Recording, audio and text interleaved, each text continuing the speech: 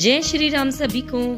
कामिका एकादशी का व्रत सावन मास की कृष्ण पक्ष की एकादशी तिथि के दिन रखा जाता है। इस एकादशी का महत्व बहुत अधिक है क्योंकि इसमें भगवान विष्णु के साथ भगवान शिव का भी आशीर्वाद मिलता है। साल 2024 में कामिका एकादशी 30 जुलाई को शाम 4:45 पर शुरू हो रही है और इसका समापन 31 जुलाई को शाम 3:56 पर है।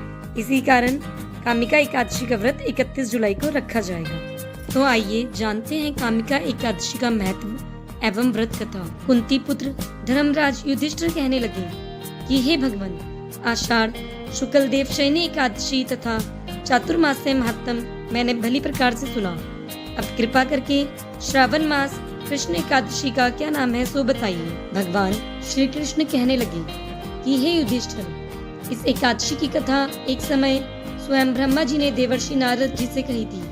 वहीं मैं तुमसे कहता हूँ, नारद जी ने ब्रह्मा जी से पूछा था कि हे पितामह, श्रावण मास के कृष्ण पक्ष की एकादशी की कथा सुनने की मेरी इच्छा है। उसका क्या नाम है, क्या विधि है और उसका क्या महात्म है, सो कृपा करके कहिए। नारद जी के ये वचन सुनकर ब्रह्मा जी ने कहा, हे नारद, लोगों के हित के लिए तुमने बहुत सुंदर प्रश्न किया है। श्रावण मास की कृष्ण एकादशी का नाम कामिका है। उसके सुनने मात्र से वाजपेयी यज्ञ का फल मिलता है।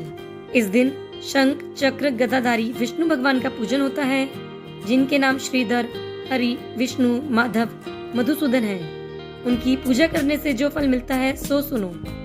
जो फल गंगा, काशी, नैमिषारण्य और पुष्कर स्नान से मिलता है वह भगवान विष्णु के पूजन से मिलता है। जो फल सूर्य व चंद्र ग्रहण पर कुरुक्षेत्र और काशी में स्नान करने से, समुद्र, वन सहित पृथ्वी दान करने से, सिंह राशि के बृहस्पति में गोदावरी और गंडका नदी में स्नान करने से भी प्राप्त नहीं होता, वह भगवान विष्णु के पूजन से मिलता है। जो मनुष्य सावन में भगवान का पूजन करते हैं उनसे देवता, गंधर्व और सूर्य आदि सभी पूजित हो जाते हैं। अतः पापों से डरने वाले मनुष्यों को कामिका एकादशी का व्रत और विष्णु भगवान का पूजन अवश्य करना चाहिए।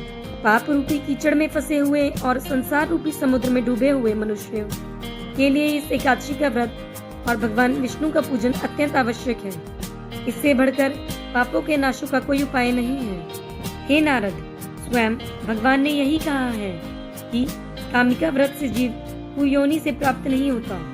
जो मनुष्य इस एकादशी के दिन भक्ति पूर्वक तुलसी दल भगवान विष्णु को अर्पण करते हैं वे इस संसार के समस्त पापों से दूर रहते हैं। विष्णु भगवान रतन, मोती, मणि तथा आभूषण आदि से इतने प्रसन्न नहीं होते जितने तुलसी दल से। तुलसी दल पूजन का फल 4 भार चांदी और 1 भार स्वर्ण के दान के बराबर होता है। हे नारद, मैं स्वयं भगवान की अति प्रिय तुलसी को सदैव नमस्कार करता हूँ। तुलसी के पौधे को सींचने से मनुष्य की सभी यातनाएं नष्ट हो जाती हैं। दर्शन मात्र से सब पाप नष्ट हो जाते हैं एवं स्पर्श से मनुष्य पवित्र हो जाता है। कामिका एकादशी की रात्रि को दीपदान तथा जागरण के फल के महात्म चित्रगुप्त भी नहीं कह सकते। जो इस एकादशी की रात्रि को भगवान के मंदिर में दीपक जलाते हैं उनके पितृ स्वर्गलोक में अमृतपान करते हैं तथा जो घी या तेल का दीपक जलाते हैं वे 100 करोड़ दीपकों से प्रकाशित होकर सूर्य लोक को जाते हैं।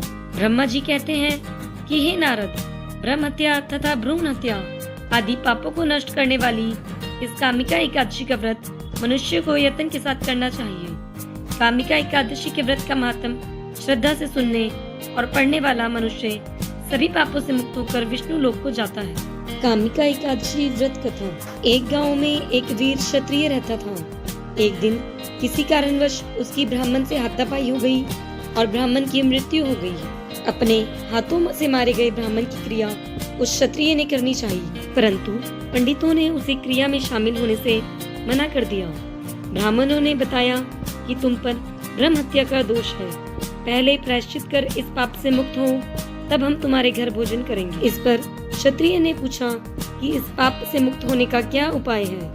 तब ब्राह्मणों ने बताया कि श्रावण मास में कृष्ण पक्ष की एकादशी को भक्ति भाव से भगवान श्रीधर का व्रत एवं पूजन कर ब्राह्मणों को भोजन कराकर सदक्षिणा के साथ आशीर्वाद प्राप्त करने से इस पाप से मुक्ति मिलेगी। इस पर उस क्षत्रिय ने पंडितों के बताए हुए अनुसार ही व्रत करा तो रात में भगवान श्रीधर ने क्षत्रिय को दर्शन दिए और कहा कि तुम्हें ब्रह्म हत्या के पाप से मुक्ति मिल गई है। इस व्रत के करने से ब्रह्म हत्या आदि सभी के पाप नष्ट हो जाते हैं और इस लोक में सुख भोग कर प्राणी अंत में विष्णु लोक को जाते हैं। इस कामिका एकादशी के महात्म को सुनने व पढ़ने से मनुष्य को स्वर्ग लोक की प्राप्ति होती है। जय हो विष्णु भगवान की, जय हो एकादशी महात्म की।